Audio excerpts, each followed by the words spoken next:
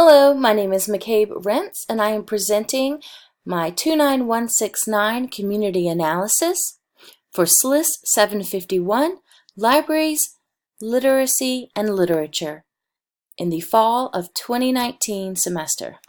The 29169 zip code is in the County of Lexington. It is in the Columbia metro area. The main cities are Casey and West Columbia. There is a town of Springdale and an unincorporated place of Oak Grove. The school district of 29169 is Lexington 2. Now, let's take a look at the people and the library that make up the 29169 community. Who are the community members? First, at the Casey West Columbia Library Branch, which is part of the Lexington County Public Library System. Their mission is to provide access to quality resources that provide lifelong literacy for the Lexington County community. And their library's vision is to be the first step for cultivating lifelong learning in the Lexington County community. The library provides programming and services, including accessibility resources. Those resources include hearing assistance, vision assistance, homebound services, and a mobile library.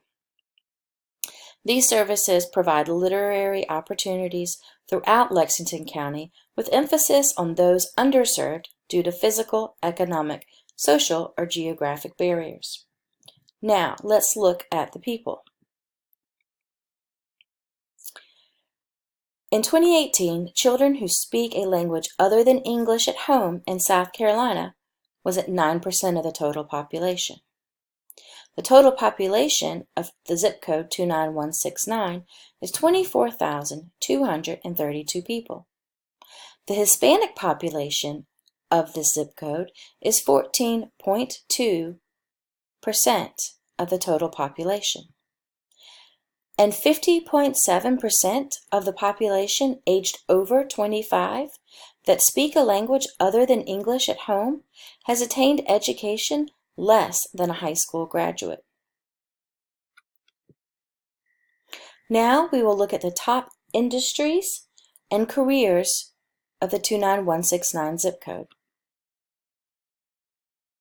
The top 4 industries are construction, healthcare, hospitality, and manufacturing.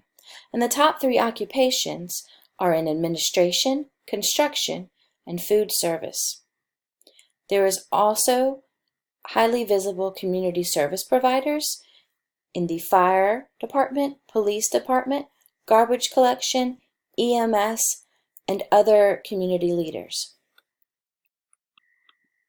Now we can look at the what. What does the data tell us? Are all community members being served? Well, if you remember, we just discussed how 50% of the population that speak a language other than English at home were not getting their high school diplomas. So perhaps there is a place where we can find a niche so that there are community members that are getting services that they are not already getting. So how can we do that? Well, let's look at the when. When can a need be met? And where? Where can a change be made? Looking back at our industries and careers, a lot of those careers and industries work during prime library programming time. That means that if parents are at work, they can't take children in to get early literacy programming. They also can't take advantage of services that help them with their own literacy or ELL, English Language Learner, needs.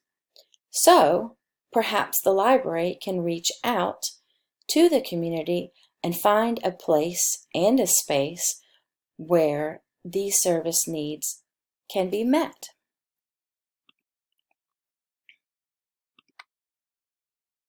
Now let's look at the why and the how. Why are community initiatives and partnerships so important? One of the first reasons is because libraries can't do everything themselves.